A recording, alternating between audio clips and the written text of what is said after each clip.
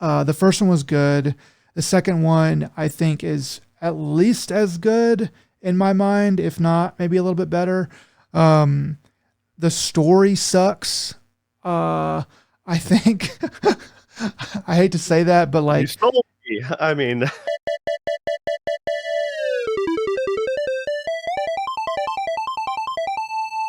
hello and welcome to another Dead Pixel, a podcast about games, entertainment, life, a little bit of everything in between. I'm your host, Joe, and with me, the man who loves to start campfires big enough to see from space. Nick. How you doing, Nick? doing good. The key to any good campfire is setting a tree on fire, especially if it's very dry in the area.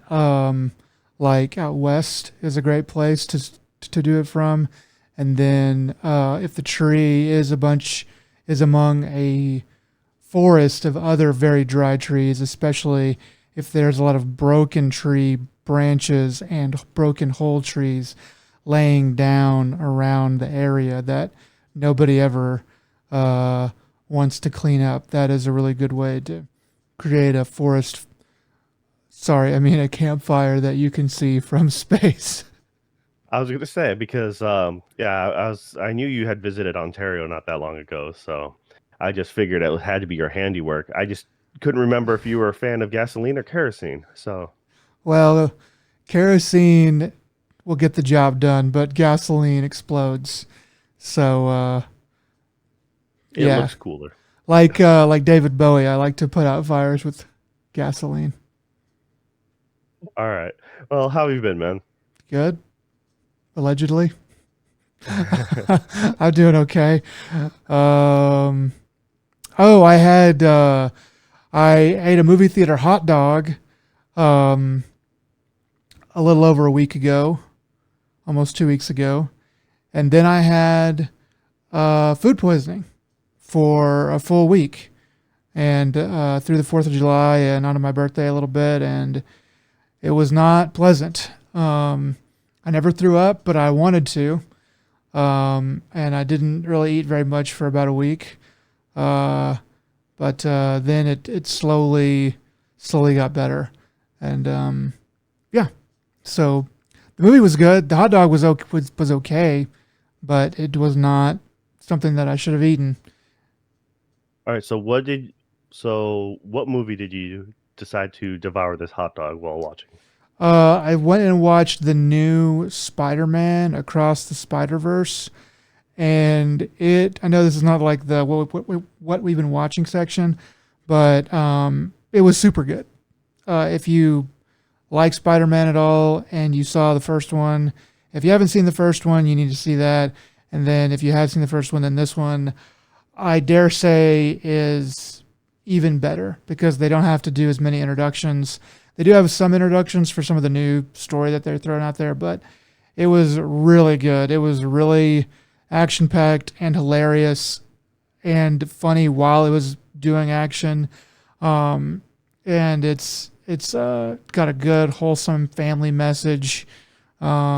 Really, really good movie. It has like a 90 something percent on Rotten Tomatoes, and I was like, oh, okay, I guess it's good. But I went and saw it, and I was like, okay, I see now. This is a really freaking good movie. Yeah, I really like the first one. So eventually, when it comes to whatever streaming platform, I'll watch it then. But yeah, as when you're talking about eating a hot dog, if for some reason you said a week ago, and I was thinking there was the old joke about George Lucas when he was remastering the Star Wars movies, the Mm. original trilogy, and bringing and updating them for CG and stuff like that to the theater and Oh, doing his edits, oh, rewriting history. And someone said something like, Lucas once ate a hot or no, it was once ate a sandwich, and uh for the last 30 years or whatever, he's been consistently eating condiments, trying to make that sandwich perfect. oh yeah, And yeah. I see the point. Yeah, that is. Yeah. George Lucas is man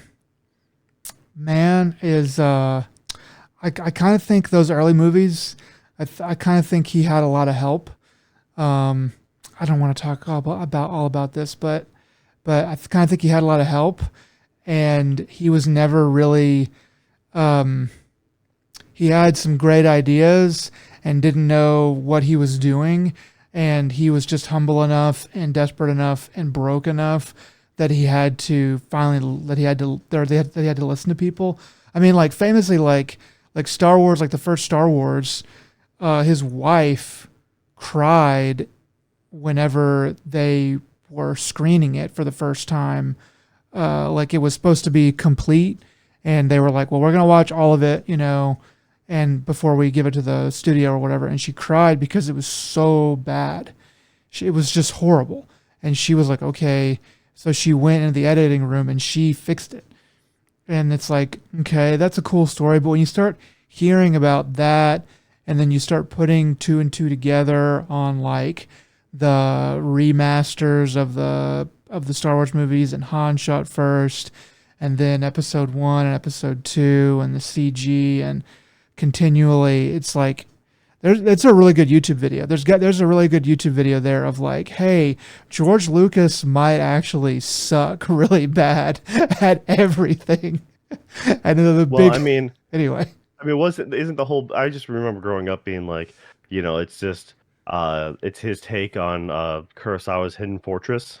So Mm, that's kind of what I was always, led to believe. And he I'm did like, yeah, borrow I from totally see the similarities. And like a lot of good movies, there was some sort of take on like Kurosawa film or something like that. You had like The Good, the Bad, the Ugly, or Fistful of Dollars. Fistful of Dollars was Yojimbo. yeah. Um, Yeah, so I I mean, so I that was always a classic. I think that what might have happened is George Lucas had a lot of good ideas and he was very good at what he did, but he had a ton of help, and then he forgot how much help he had, from like, what was it? Like, is it like 86 whenever Return of the Jedi comes out? And then from 86 to 99 is basically, let's say 86 to 96, something like that, whenever they start making episode 1. That's 10 full years of time to forget, how much help that you actually needed. I don't know. I'm a conspiracy theorist, but I just look at the travesty that Star Wars is, and I'm kind of like, how, like, what the hell happened? And I think I could patch some things together. Anyway, how are you, Joe? So I was gonna say, so Jar Jar's Sith Lord. Is that what you're saying? Conspiracy theorists and all. There's definitely a couple of very interesting pieces of evidence that suggest that Jar Jar Binks is more insidious than at first, than at first look. Sidious was someone else, I believe. More insidious. Stupid names of Star Wars things. Yeah. So It's like if you grew up, the common theory that the toy rights went they forgot to renew it, the whatever company had them, and so because they went back to Lucas, he then shortly after he got the rights back, he then made the new episodes 1, 2, and 3. I'm like, because now he gets a better deal, because the original deal it actually really sucked for him. he's a kind of a shrewd moron. I mean, he's definitely, I shouldn't say that, but like Kathleen Kennedy, he put her in charge of Lucasfilm right as Disney was about to buy it. Literally like the month before Disney was going to buy it. So it's a done deal, all that stuff. He put Kathleen Kennedy in charge and stepped down. And so Disney was like, hey man, when you do something like that, the fans, that you're telling the fans, these are my wishes going forward. And so you put us, Disney, in a very hard position where we cannot now put in who we want. We can't actually do this the way that we want to do it, because you've sort of poisoned the well with the fans by doing that. And so they're like, okay, so I think it almost cost the deal, but it ended up going through, and Kathleen Kennedy is just like, his little goblin there to carry out his wishes. And lo and behold, after episode 9 comes out, we understand there was no plan. There was no plan. And Kathleen Kennedy was there to just ensure that the George Lucas no plan was there to be just taken to full fruition. Yeah, but I was gonna say there's more. I don't know if that's a debate for a different time whether or not whether or not the 1 through 3 or uh was it 7, 8, 9 uh which ones are the better trilogy? The original trilogy, of course, everyone will stand by. Yeah. Original trilogy, not Well, remastered original trilogy. episode 2 is verifiably the worst. I mean, it is pretty much unassailably the worst. 9, I think Eight's pretty bad though. eight's bad. Eight's bad, and I think eight's probably my word, my least of the new trilogy. dude, as much as I hate 8, I think 9 is parts of 9 are just like the end of 9 is so horrible. It's like we're trying to save this and you just can't save it. There's parts of 9 where it's like, okay, like the stuff with Kerry Russell's character, with the chick that never takes off the mask. Like that was kind of interesting, and there's some other stuff that's sort of interesting. It's 9 is kind of ghoulish, and there's a bunch of problems with 9. 8, I can definitely see. I think that the worst trilogy is 7, 8, and 9 because it's a 1-2 punch of 8 and 9. Um, and I think episode 1 has a lot of strong points. I think episode 1 is 80%, 70% of a good movie. And I think episode 3 is like, I don't know. It's like 50% a good movie. Um, and I think that 8 and 9 are just garbage. But it just depends on how much you hate 2. It depends on how much you hate 2. I think that's the linchpin. And 7 Yeah, see, really is. 7's I feel the worse. same way. The thing is, I feel about 2 and essentially 2 and 3, or I feel the same way as you do about 8 and 9 as well. Though I agree with you with 8 and 9, but at the same time, I just uh you need episode 1. The big takeaway is, once if you, because they're targeting the PG crowd, all the kids, um Yeah, the the jailbreak of young the animals. that I think that's the problem, is they're just targeting too many children, and therefore they toned it down. They made it more goofy. There was always some humor in it, like silly humor, and you kind of lean into it, and things become canon because you don't fix it, like Stormtrooper hitting his head, in the doorway. Okay, that's official thing, and it's silly. Well, now let's just amp it up and make these droids literally talking one-liners. uh, I don't know. It's like, but you have the foundation to what would be the later series.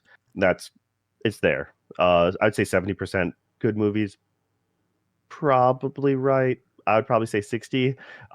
Just because of any time he has to fly, that whole ladder battle. I'm like, this that there's so much wrong. But Oh, the Darth and kid. Droid, You mean yeah, and it, Anakin yeah, like destroying the yeah. I mean, yeah, it's the thing is that like episode, like A New Hope and Empire Strikes Back, they were not for kids. They were like cool and adventurous and stuff like that, but they were not for like little kids. It wasn't until after until after Empire that they were like, "Hey, we're selling a lot of toys here, so if we kind of gear some of the Return of the Jedi with like Ewoks and stuff to be more for kids, we can actually make a lot more money." And that was sort of the beginning of the end to me, is like the Ewoks. Not that Return of the Jedi is bad or anything like that, but like that is definitely them going like, "Hey, we can make a lot of money if we just kind of corrupt the vision a little bit." And then you see it kind of get worse and worse, like you were oh yeah, pointing out. mascot character for sure. But Yeah. no, with if you ever get a chance to read Darth and Droids, it's a they take the still shots from Star Wars, and they start from episode 1, and they make it as if it's a DM. Uh, doing a Star Wars campaign to two guys who know nothing about Star Wars. Star Wars like doesn't exist to them, and so it's them. It's screenshots of Obi-Wan and Anakin, or not Obi-Wan and Anakin, but Obi-Wan and Qui-Gon talking, and they're literally going over their weapon sheets. Like it's like, wait a minute, we're in a space campaign and we don't have blasters like laser weapons. Like we have swords. Like it's like shut up. If you keep on talking about it, the DM's probably gonna take our laser swords away. You know, and it's just like them going in, like just continuing, like pointing out the obvious flaws in the movie. Be like, yeah, wait, we landed with the drop troops on one side of the planet. We went through the planet to get to the other side, and yet by the time we get to the capital, it's already being sieged. How is that possible when we all arrived together and we went the fastest route? Yeah. Yeah.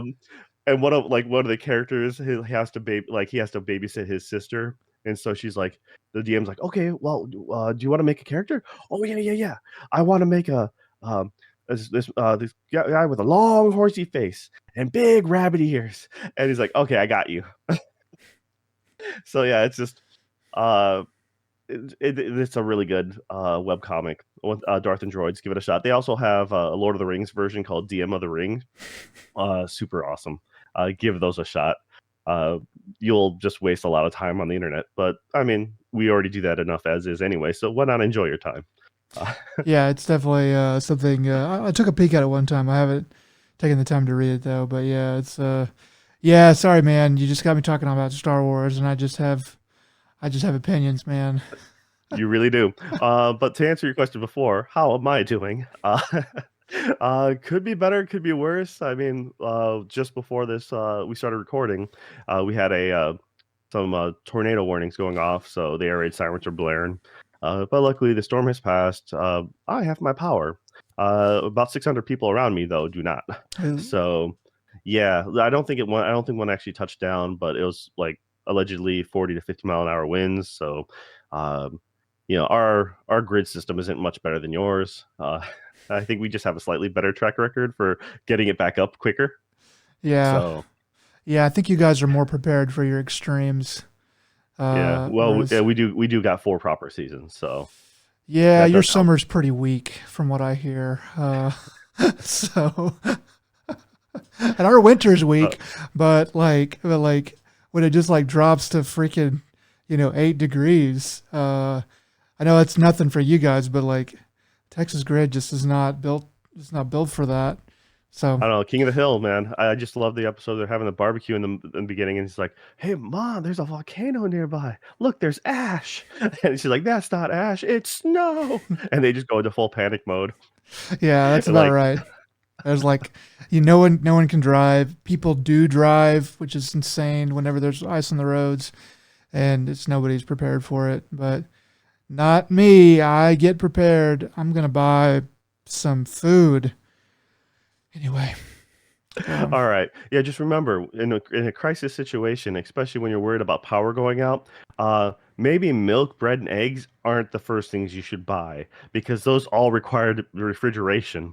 But yeah, those are always the first things people end up purchasing because somebody dumb buys milk, bread, and eggs, and then everyone else sees them like, oh wait, they're buying it. I should buy that too. And then those are like the first things to fly off the shelves. It's just Um, like I just like canned food, MREs. If you can get them off of Amazon in time or something like that, that's the way to go. Just stuff that you can make with just open a can and eat it if you have to. But that's prepping is a cool thing. I wish I had more time and money to get into. uh, Beans and I, bullets, I've man. Yeah, you get the surplus of bucket or pre-made buckets for food, and be like, this bucket holds all your food for a whole week, and then it also doubles as your waste pail. Uh, I have actually thought about buying, like, they do sell like buckets of food that will last you 25 years. And it's like, okay, you can spend a lot on that. I don't think I would spend all that much, but having like one bucket that will last you a full week of food is that seems like it would be a bit comforting. It would be a bit comforting. It's like I can just put this in my truck and just drive and get out of like the hellish, post-apocalyptic hellscape that I know I said hell twice, but the hellscape that Austin will turn into if the power goes out for more than a couple days. I don't know. Uh, yeah. I don't know. It's one of those things that you just got to remember to cycle out those your rations, or else you next thing you know, like, yeah, I got these rations. I'm like, oh man, these expired like a while ago.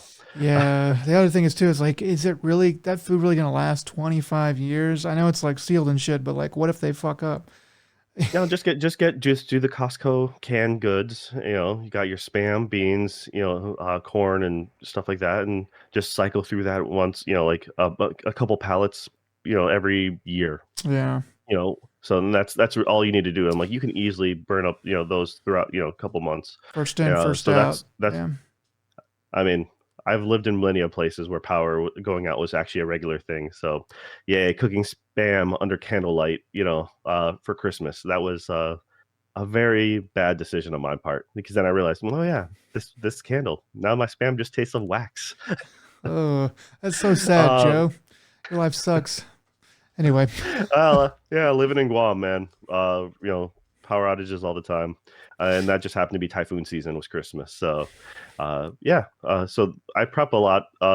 Not as bad as others, but I have a minor prep plan. You have your important things all ready to go in a file, and you just know that, all right, when, like, if anything happens in case of emergency, or it actually helps when you're like, hey, a family member is hurt or something like that. You're like, okay, I have all the files right here, like real Mm, organized, real sweet. that is the Uh, best thing that I could probably, that's like the best tiny piece of advice I could give as an adult is all of your important papers, have them in a perfectly organized binder and file in a very cool, dry, warm, dry, cool, dry place, and never like put them away and never touch them. And the way you know exactly where they are when you absolutely need them. Yeah, if you want to just anything else that's important to you, photos and stuff like that, just double like have that stored on a USB.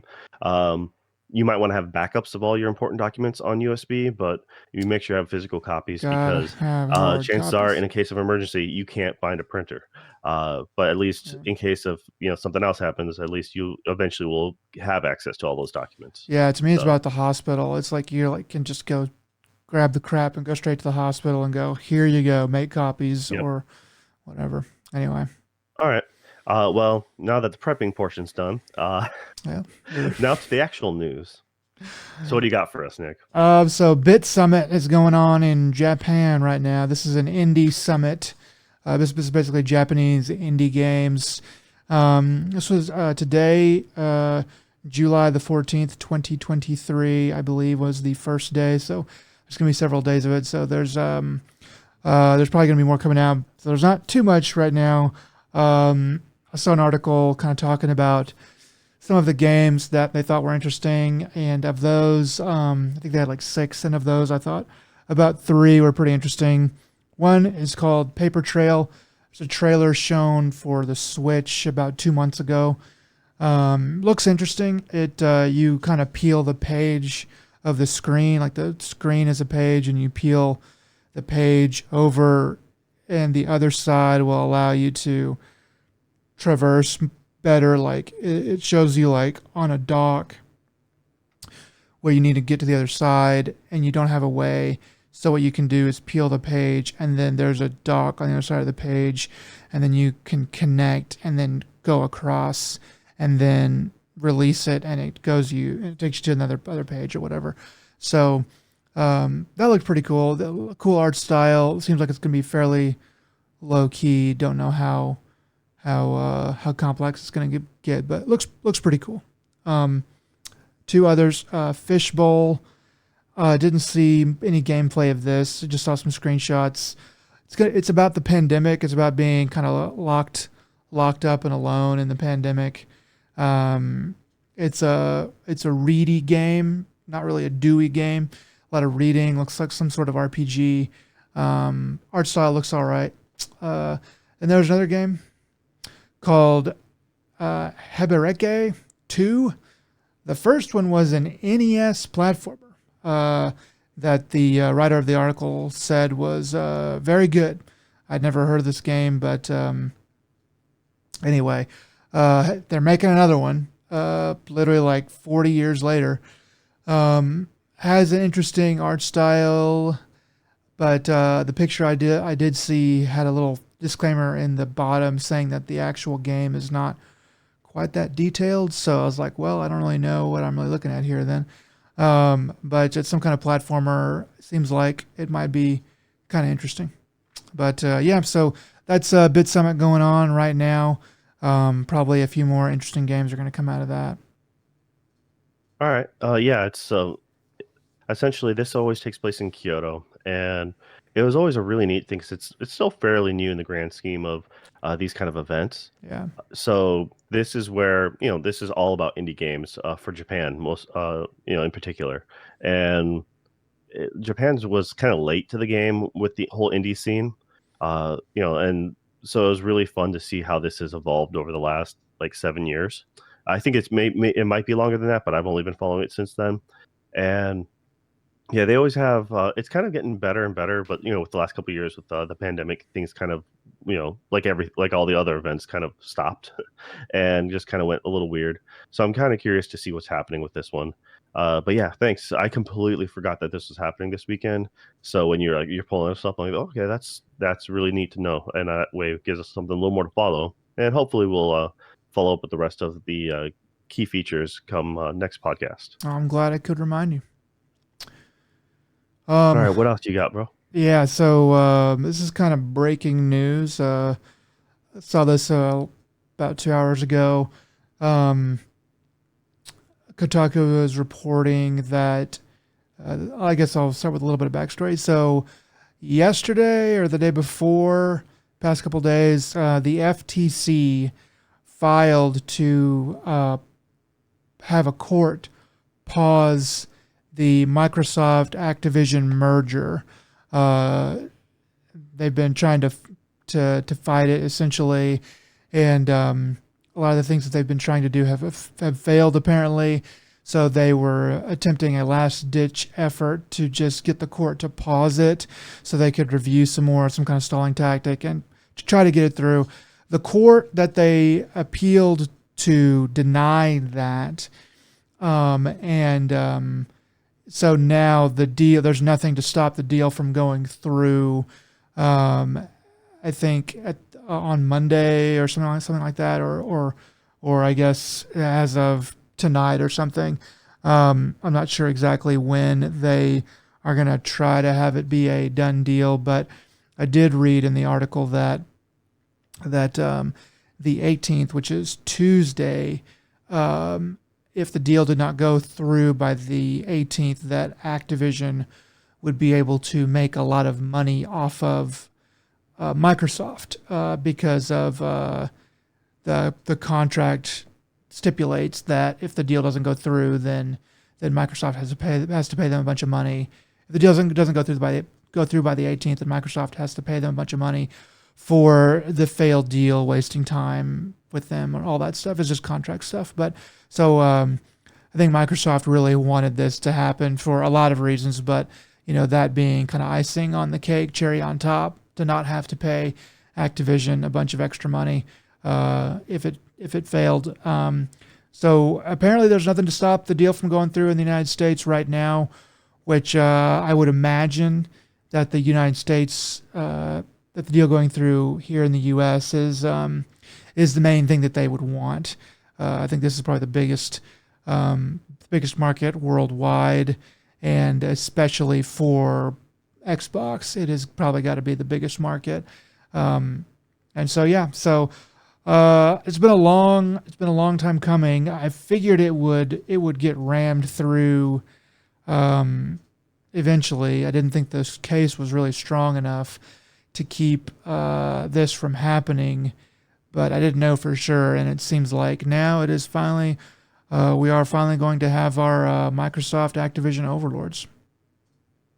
Well, I mean, I think what's been really fascinating is due to all the correspondence and things that they had in this throughout the events, you get a lot of inside information that you normally wouldn't get. That's true. Uh, Through some of the paperwork and stuff, they've talked about how Apparently, there's uh, the fabled rumor PlayStation Slim coming out or in the works. And there's still potentially a PlayStation 5 Pro that's could be on the table.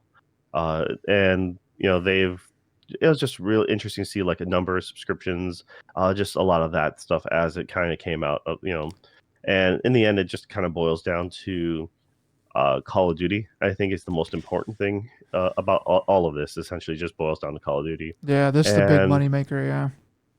but the way Microsoft sets themselves up as games as a service, and the idea of being able to play on, they're more of a software side. Yeah, they want you to buy their hardware, but they would rather have you just buy their games or subscribe to their service in one form or another. So I think it's still best for them to have people, but even if it's on a PlayStation, play their games. And with the exclusion of some certain major ones, Starfield and whatnot, but Call of Duty, they'll make a lot of money off of battle passes, off of skins, and that so like they're just there's no reason why they wouldn't let PlayStation 5 or let Sony in general have access to Call of Duty because it's going to still bring in a lot of money for them. Yeah, that is true. Sorry. Did it did the Game Pass? It was set to have a price hike, right? Has that happened? Not yet, but I did get the email in my inbox saying that hey, we're upping Game Pass. So It's yeah, that's coming, right? Okay. yep, it's coming. So the only reason I mention that is because like, I mean, they're already hiking Game Pass even before the Activision deal has actually happened, which that could be because they know it's going to happen, or it could be because they need to do it anyway. But now that the Activision deal looks like it's almost certainly going to happen, you're you know you I think this was crucial to Xbox's business plan. They really need big heavy hitters um, to create games for them, so that they can put them on Game Pass and basically charge like whatever they want. Like, because if you can get Starfield on Game Pass, if you can get whatever the new Call of Duty and whatever other games Blizzard is making, if you can get all that on Game Pass, then they can charge. What are they like at 15 right now for the premium, the like the extra special Game Ultimate, Pass yeah. Ultimate?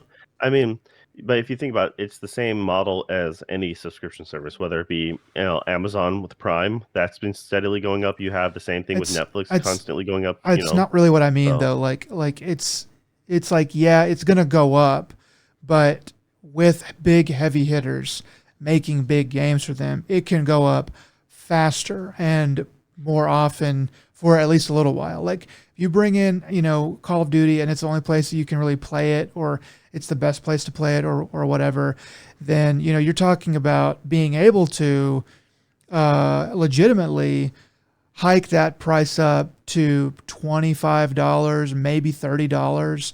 And even people like me would be like, there's a lot of value here.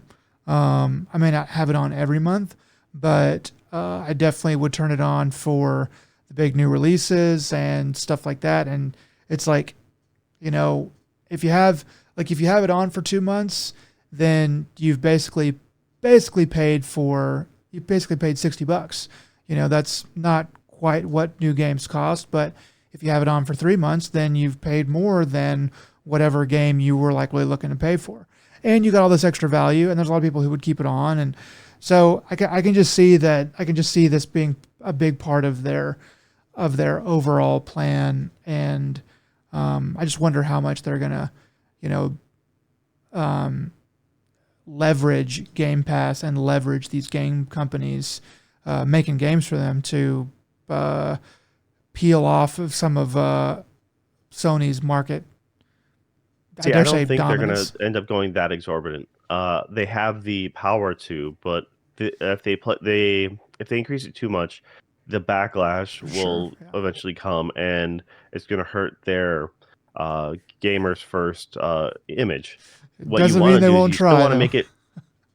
Well, that's the thing is they tried all last generation to finally correct the mistakes that they made at launch, Yeah. and then so they finally got that goodwill back, and they're sitting much better in my opinion than Sony is in a lot of ways.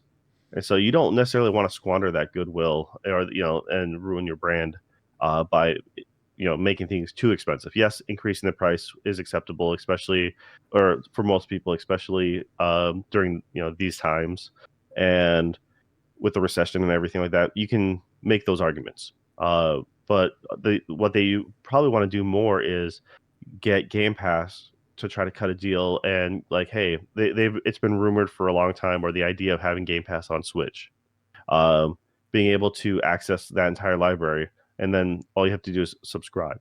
That would be huge. The amount of switches out there, the amount of people who are like, well, I was thinking about it, but like, or then they're like, well, I have a PC that's not maybe not as great for gaming, but I have a Switch, so I can, and I'd prefer to play it on there.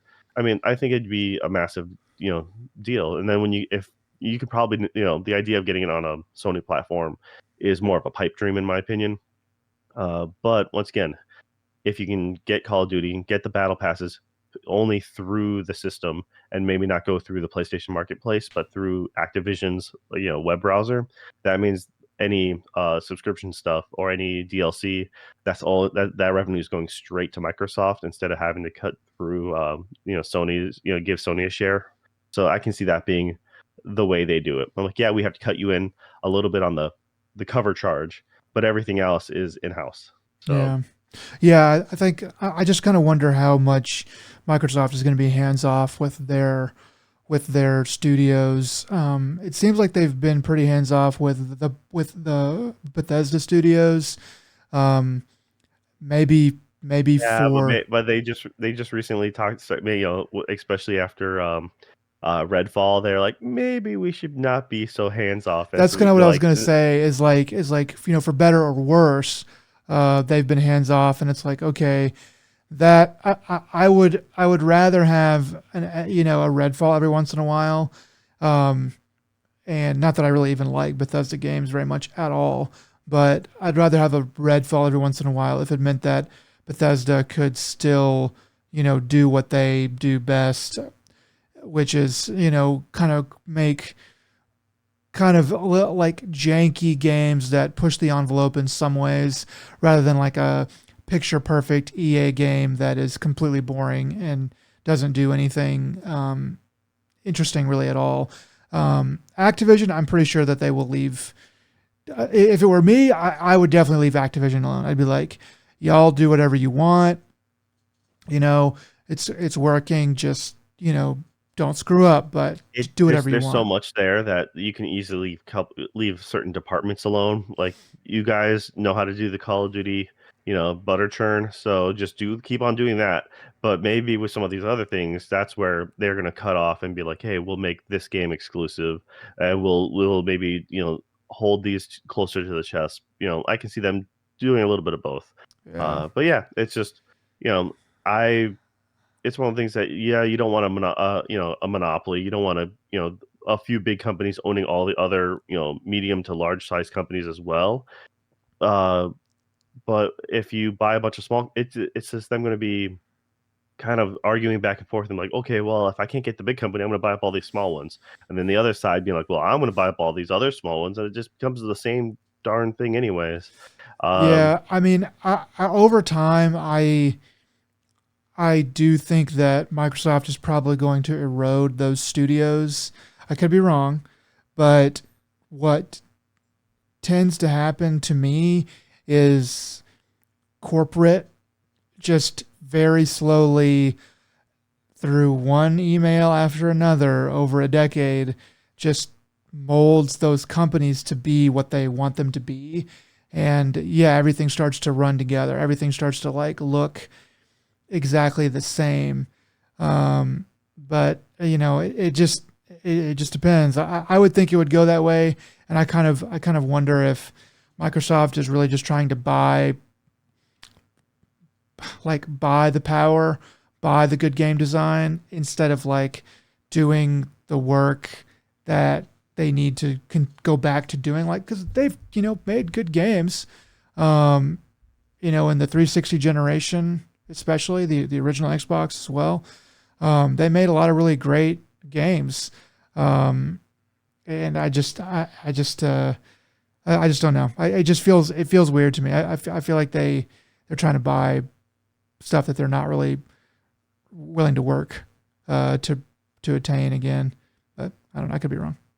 All right. Well, we'll see how that plays out later on. So also on the more or less breaking news earlier today, um, Major Nelson of Microsoft fame, I believe his role is like senior director of communications or something, like, or corporate communications, and he decided to step down. Or he's, in a tweet he said he's stepping back, going to start the next chapter of his career. The dude's like 65. He's been with uh, during the early, I'm not sure about the original Xbox so much, but I always know him as the poster boy for 360, all the press conferences, all the major hype reveals and stuff like that. He was always there. Um, and he was there for the interviews when Xbox One came out, and they were like, it's going to always be online, and it's going to be this, that, the other thing. He's just, people were giving him guff, be like, can't you just not make it online all the time? And can't you? He's like, and then having to defend his company, being like, it's not that easy to do. And then like the next week being like, they announced, yeah, we're not making this always online anymore. It's just like, yeah, he's been through the good and the bad. And but no, he was always a very charismatic figure. And he's now, going on to something better, preferably, or at least, just maybe even retirement. Doesn't really say what he's talking about with the next step of his career, but yeah, just shout out to Major Nelson. He's been with us for a long time, and happy futures. And the only other part of news was uh, that this is a little bit older, but Evo, uh, Oh yeah, the big gaming fighting tournament, this year is going to be held in August, I was gonna August say yeah. 4th Okay. through the 6th. So Street Fighter 6 had the most entries of ever in a for an Evo registry. Over 7,000 people registered. 7,061, I believe, was the final count, and that alone is like almost double the entire number of it was like last year. Last year had just over like 9,100 registers for the entire tournament of last year. So Street Fighter came in at 7K. See, we had the second highest was Guilty Gear Strive. Almost 2,500 people registered for that. Then you got Tekken at 15, and was it Ultimate Marvel vs. Capcom 3 at 13. The other ones that are listed as the main headliners, you got Dragon Ball Z Fighters, King of Fighters 15, Melty Blood, Type, Lumina, and Mortal Kombat 11 Ultimate. So those are going to be the 8 mainstays. There's going to be, of course, the side tournaments and stuff like that. But I mean, it's kind of crazy to see how Street Fighter has really taken off. I mean, Street Fighter's always been a tentpole, but this new one, I Yeah. think, still being so new, Well, and just really clicks with everyone in a lot of ways. They seem to have gotten this one a lot of things right.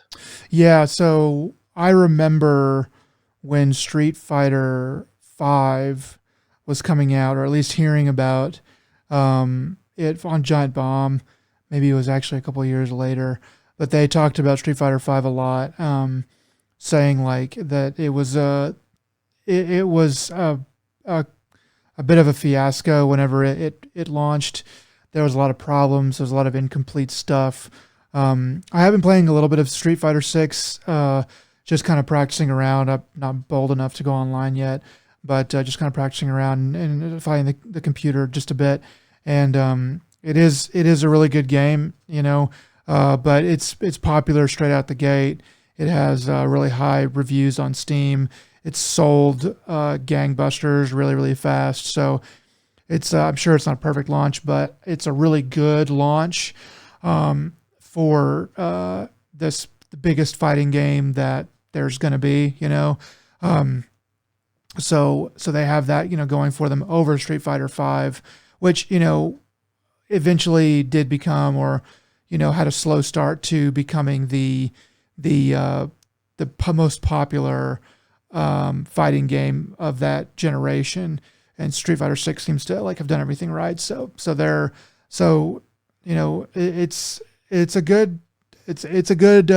look. They took their time, they got things out right. It seems like everybody is on board for the DLC rollout.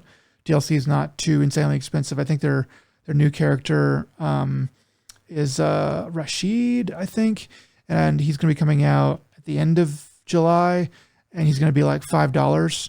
So people are wondering, yeah, that's the big question, is whether or not chances are he'll be banned from the tournament because he'd be so new that he won't be properly balanced. Yeah, certainly. So that was one of the questions that popped up, but I would kind of like to see him in, just because it'd be, just only the hardcore players would really get a grip, and just to see people kind of break the meta, maybe. Yeah, you could maybe do that as or like he might really suck, and exhibition. It'd be kind of funny to watch. Yeah. Yeah, I think you could do an exhibition. Like Rashid versus Rashid, and then he won't be weak. He'll be overpowered. But if you could do some kind of exhibition where people are both allowed to pick him or whatever, and you could just see what happens. That'd be fun. But yeah, it's a good thing. It's a cool game. I'm enjoying playing it the little bit that I have been able to, I'm gonna try to remember to dial into Evo. I'll be on vacation a bit, but I'll try to remember to dial into Evo and watch that this year, because I always miss it, but I want to try to watch this year. All right. Well, that's it for the news this time around. And now, what you been playing, Nick? I'm about 30 plus hours into Zelda Tears of the Kingdom. I have beaten, so the game, not to spoil really anything, but the game, after you finish the first area, it presents to you four major things to go investigate. And I have investigated 3 of those things and heading for the 4th. I know I'm not going to say anything particularly groundbreaking here today. It's a really good game. I played, I think, 25 or 30 hours of Breath of the Wild. I kind of just wandered around that game, to be honest. I did a lot of the shrines, and I discovered a lot of stuff, but I didn't really beat like any bosses or really anything like that.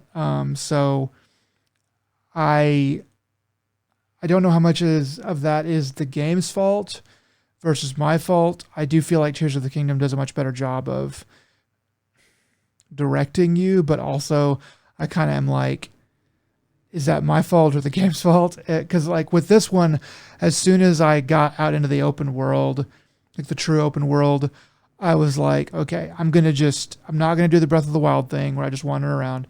I'm going to try to achieve the objectives that the game sets before me.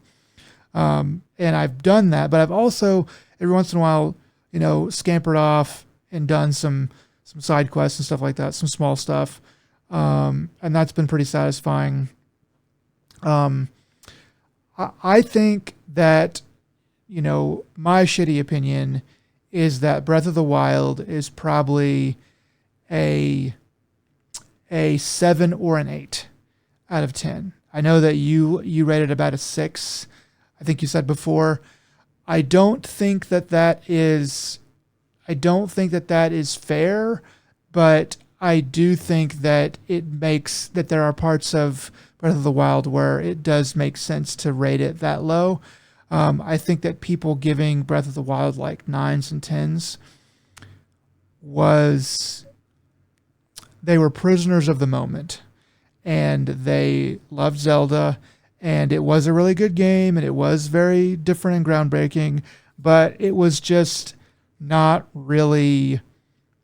It was just, 3/4 baked. I think it looked nice. It had the Nintendo polish, but a lot of that stuff was just new, and it just looked like it was polished. Tears of the Kingdom, to me, fixes all of the things that I didn't like about Breath of the Wild.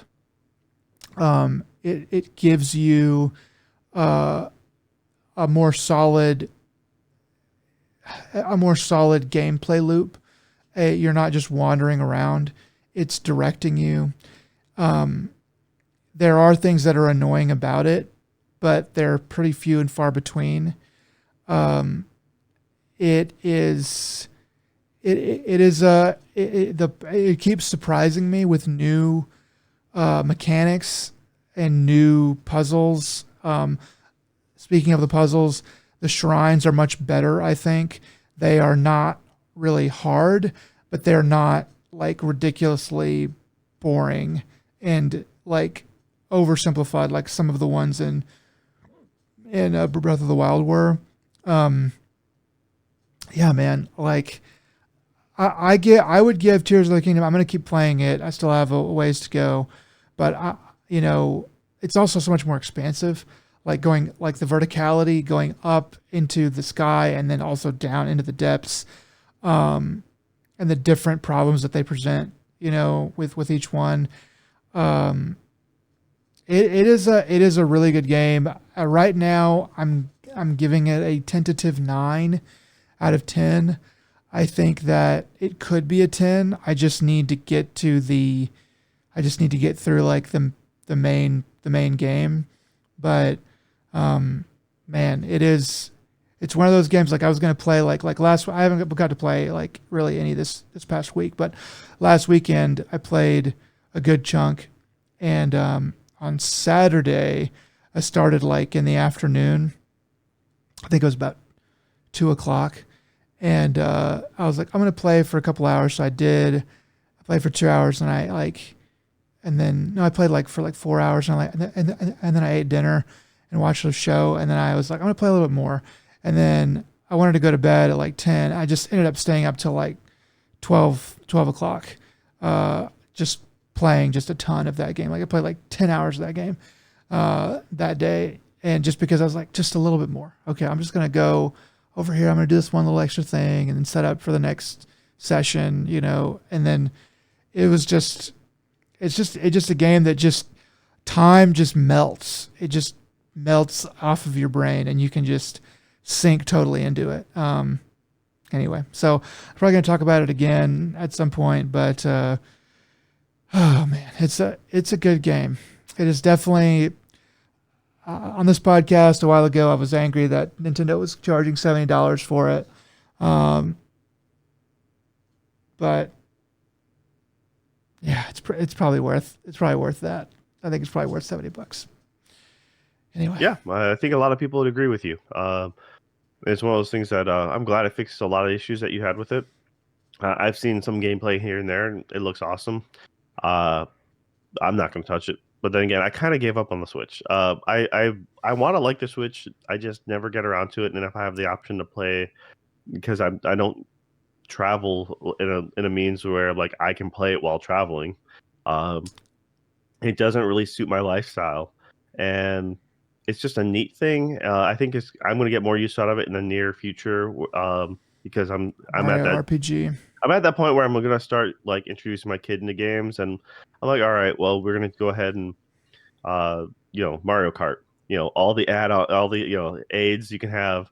It's like, all right, my kid should be able to have fun with it while still having like at least making it to the end and without getting frustrated.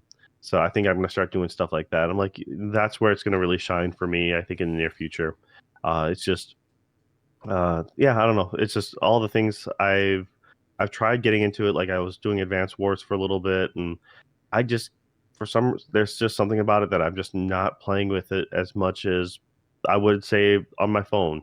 I mean, I actually use probably Game Pass on my actual phone more than I do the Switch. You do a lot, And it's yeah. not the best experience, but it's I don't know, it's just more convenient for me. It's less cumbersome, That and I just do not like the feel of I need to get new Switch Joy Cons or grips is what I need to do, because I think that's the thing is just holding the. I don't care about playing it docked as much, just because I'd rather I don't know, I'd just rather hold it, but the grip isn't good, and I should just probably upgrade into a proper case. Yeah, Um, I think that I think that there's just something different about Switch games, basically Nintendo proper games, that you either really like that style or you don't. And I think it's just not for you, at least not right now. Um, well, I've convinced myself when I was going through Breath of the Wild, like, yep, I'm no longer the Legend of Zelda fan I used to be. yeah, And that's just like that's like that just my life had changed, and I'm like, all right, well, that's a sobering moment. uh yeah, you but kind yeah, of and then grow up a little a lot of the bit, die games, inside. Yeah, yeah, I mean, then it's like all the Mario games are kind of like, yeah, they're neat, but they're not as I don't know, I don't get the joy out of them that I do from other adventures games and other from other companies. So that's kind of my thought is it's like I prefer a better plot, a bigger story, and also good gameplay. But I feel that while if I could just mess around with the world, Breath of the Wild was amazing, and everything I've seen from Tears of the Kingdom, yeah, that's they've learned to improve upon just the jank, or not necessarily jank, but like how much you can truly mess with the world and have fun. I'm like, that's awesome. I yeah, mean, it reminds me of those days where I used to just play GTA 3 and just cause as much mayhem and carnage. No real point of it, just to see what you can do. And it's just like, yeah, that's awesome. I don't have that time anymore. I think one of the most interesting things about Tears of the Kingdom is, from my perspective, it lets you cheat. It lets you break its puzzles and tools within certain ways. And it's like you kind of feel like you're getting away with something, um, but I think that they want you to do that at least sometimes. Like there's definitely things that I've kind of broken where I went into an area that I wasn't really supposed to, and I ended up having to go back at one point. But other things where I've been able to break a puzzle um, by climbing and sneaking around and activating some weird thing, um, and being like, did I do something wrong? But then like kind of realizing that the game just sort of corrects itself and just goes on, and it's like, we don't really care that you glued together like 50 logs to cross this bridge when we wanted you to actually build a flying machine and go across it like that way. Like if you wanted to do it that way, okay, buddy, that's cool. I don't know, something about that is very is interesting. I also think that like the people at Nintendo, the developers, they looked at Breath of the Wild and they were like, they just made it. They just thought about Breath of the Wild as a platform, and they were like, what if we stacked all this other stuff on top of Breath of the Wild to fix it? And that's kind of scary because usually that doesn't work. Usually, but I guess when you have as good of a of a base as Breath of the Wild really is, because the base is fine, it just needs some tweaking and some adding on, and I think that that's what they did, and it worked out really well. But anyway, so I'm gonna try to play some more of this. I got a bunch of games. I'm starting to try to line up. Like last time we talked, we were talking about the Nintendo Direct and some of the new games coming out, and I'm just looking at my calendar, and I think Pikmin 4 is gonna have to just eat shit. I don't think I'm gonna have time for Pikmin 4, because I'm just looking at the calendar of Final Fantasy 16 and playing Alan Wake at some point, and then how long this game's taking, and some other games. And I think if I'm gonna play Mario RPG and or the new, 2D Mario Wonder, is that what it's called? Anyway, um, Yeah, I think Pikmin's gonna just lose out. Star Ocean might lose out too, but we'll see. I would love to do Star Ocean so much, but that ain't happening. I can see myself dabbling in Mario RPG. The only thing is, yeah, it's just I since I've already it's one of those things that I would like to, dabble in it, but since I already have fond memories of the old one, I'm like, yes, it's just I don't know how much heart I would have to actually completing it, just because it's like, well, it seems to be a faithful recreation. At least that's what we're led to believe. And so it's like, well, if I already know how this plays out, I've already done everything I could originally. It's just more like, yeah, this looks really cool, and then put it down and never come back to it. So I'm not sure if I'm actually going to do that. The new Alan Wake, super stoked for. Yeah, that Just seems to be October like in the general is going one. to be super busy. It seems like the one game that you're like, I'm gonna freaking play Alan Wake, come hell or high water. Yeah, Uh, I'm gonna need to find some time for that for sure. And that's one of the I like Remedy games just in general. They're phenomenal. They're a lot of fun, and it's one of those like I want to kind of go back to play a few of their other games. Like the only game I hadn't played in their library was Quantum Break because that was on Xbox One, mm, and that's on Game Pass. And I'm like, it was because that was their weird thing where they're trying to make Xbox One TV oriented as well. So they were coming out with like the Halo show, and Quantum Break had like a corresponding TV show that went along with it. And it it was it was in the was they game, right? tried doing some stuff. What? The show was in the game, right? Yeah, so they were trying to do some like separate stuff, and yeah, it was just it like. But depending on how you play the game, was supposed to affect the cutscene, I guess, or the show to a certain extent, I guess. I don't know. It was one of those things. I'm like, man, or Microsoft is really effing up the this whole like generation. And like I'm just not gonna buy it. And I didn't. Yeah, So I went from 360 to the series, Xbox series. yeah. And now I'm trying to I would like to play some of those back catalogs. There's only a few games that I really was interested in.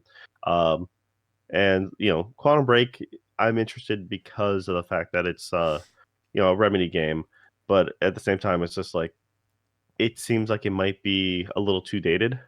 So I don't know. I'll see. Yeah, But I would like to go back and play the. I actually haven't finished the Control DLC for Alan Wake, so I think I got to knock that out too. Um, so yeah, the second piece of DLC, the AWE. Um, is all so that that was in the remastered version too?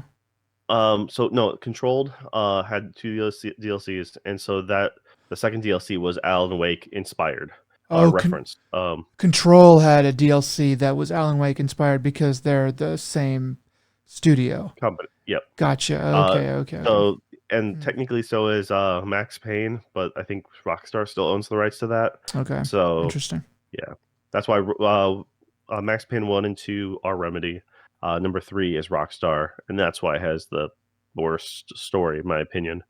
Mm. Because they just took Man on Fire, the Denzel Washington remake, And just and they're did like, that. we're just gonna change it, and like the movie is great, but I'm like, I don't need to play the game that just mimics this pretty much. So Yeah, yeah, it kind of soured Max Payne in my opinion. yeah. Uh, but yeah, all right, man.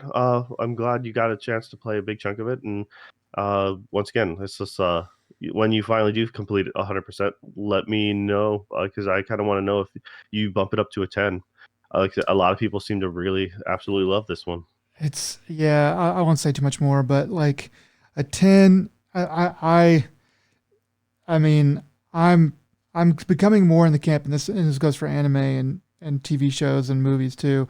That a 10 has got to be like an all timer. It just really has to be an all timer, and this, it is stealing a lot. It is building a lot on Breath of the Wild. So it's sort of like, how much do you dock for a lack of innovation? But that remains to be seen. I'll let you know. I'll let you know. Okay, all right. And so what have you been watching, man? A couple things. Extraction 2. I think I had just finished that last time that we talked, or around that time. Did you ever see Extraction? No, I don't believe I have. Or do you know anything about it? Nope. Okay. Uh, So lay it on me. So Extraction is a Netflix movie uh, starring Chris Hemsworth. That's the right Hemsworth, right? Yeah, Chris Yeah, Hemsworth. Thor. Yeah. Thor, yeah, Thorny Man. Um, and the first one was good. Um, had some good action. They do a really good job with CG in that and sewing stuff together. Like the action, most of the action appears to be conventional, what do you call it? Practical effects, but they do a really good job of switching camera angles and turning the camera around and chasing things around, so that they can, take like this practical effect scene and this practical effect scene, which they clearly did in two separate takes, and they like make the camera like they fill it in with CG in between and then stitch it together. So it looks really flowy and like everything's going on like all at the same time, and there's like no breaks in the action for long stints. So the first one was good. The second one I think is at least as good in my mind, if not maybe a little bit better. The story sucks.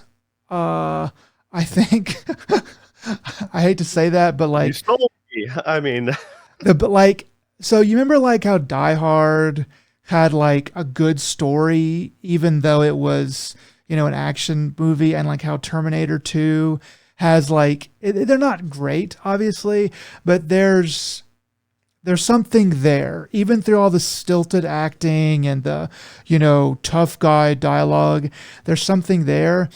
And with these extraction movies, like Chris Hemsworth, he is a consummate professional. The man can act, and he will act, and his acting is almost like, the term is not anachronistic, but like it just doesn't fit with the rest of the movie because it's better. It's like, I don't even know how to really describe it. There's people who are acting around him and they're just not as good. And he's like crying and like doing a really good job acting. And you're just like, man, I feel so bad for you, because other people in and around just don't really seem to be pulling their weight to me, but it's maybe the director. I don't know. But anyway, so like, it's just, I don't know. There's something missing with these Netflix big blockbuster type movies. And I think it's a lot of the finer details that they get the action down, they get, the main story beats down, but I think the finer details, they just don't put the budget into that or something, and it just comes out kind of weird. But Extraction 2, it's a good popcorn movie to watch. all right. You should watch it. I've seen. Well, I can't because I'm not going to pay for Netflix. You should watch it without having to pay for Netflix. I ended up getting Netflix cut because of they now pulled that lever. I'm like, all right, well, I can sign in under my buddy as a guest, or like you're traveling, it's just too much work. It's dead to me. Yeah, like there's only a handful of kids shows I was watching anyways, and YouTube got me covered, so I'm good. I pay for my mom to have an account. So like I have an account, and then I pay for my mom to have an account. My dad was borrowing an account too, but they have plenty of money, so I'm like, y'all can freaking deal with it. And they were telling me that they needed to get their own anyway, because they have a bunch of properties that they need to put it in. So anyway, it is what it is. But yeah, I would recommend watching that. Also, about Netflix, I don't talk too much about this. I started to watch The Witcher season 3, and I fairly quickly bounced off of that because it is sort of dog doo-doo. Witcher season 1 was very good, and it had a song, Toss a Coin to Your Witcher, that was a daggum good song. And that was kind of all the rage on Twitter and around the internet for a while. Season 2 did not have a song, but it was pretty good. It did well enough. Season 3 is, man, I just watched the first episode, and it was a lot of stuff happening, and none of it really seemed to mean very much at all to me. There's a lot of actors. There's a lot of supporting actors, supporting roles that they just don't have. I just that the people are trying. You can tell they're trying. It's just not good. The sets look very setty. They look very much like movie sets and like things that you would build to put people in so you could film them being in them, but they don't really matter. The action is kind of silly. Um, Cersei, not Cersei, Siri, is she's just a very, small, pretty girl, and it just doesn't make sense for her to be fighting grown men in any kind of like hand to hand combat kind of way. Um, and people know that Henry Cavill is exiting the show. Um, and I think that it can. I think the show feels it too. It just he's a professional actor and he's doing his job as the Witcher. But I feel like there may be some faith lost around the set there in what the show is really going to end up being after that, whenever they get the lesser Hemsworth to take over the role in whatever season they're doing. Apparently there's going to be a volume 2 of this season, which I don't understand what's going on there. Anyway, it's a show that I will probably not continue to watch because of the uncertain future, and this season it just doesn't really seem all that great, but I don't know. We'll see. Yeah, I don't never got into them. It's one of those things that I kind of wanted to, but I realized that Henry It's Cavill, I don't necessarily like his acting. I like some of the stuff he's in to a certain point, but like as a whole, I'm just not impressed with him as an actor. And I watched like the sure. first couple episodes of Witcher, and I'm just like, nope, it's not grabbing me. But I have a harder time getting into high fantasy of late, I guess. So It's more sci-fi instead of fantasy. it's sneaky tricky to pull off high fantasy because you really have to have a lot of practical effects to because if you start faking green screen trees and cabins, it just looks bad. Like all that stuff really kind of needs to be practical, and then you have to put a lot of money into a very select amount of magic, or else that also looks very bad. So it's tricky and expensive, and I get why it's not really done very often.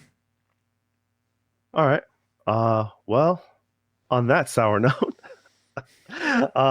yeah, thanks for this is it for another Dead Pixel episode 48. If you made it this far, we really appreciate it. And all right, Nick, what are your words of wisdom today? Um, if you're gonna start a campfire on a tree, you can start small because it'll grow. Oh, so part of the 7 P's of preparation there. Okay. Roger that. Yep. Go ahead and look it up later. All right. Well, thanks again, guys, and y'all. Until next time, take it easy. Bye.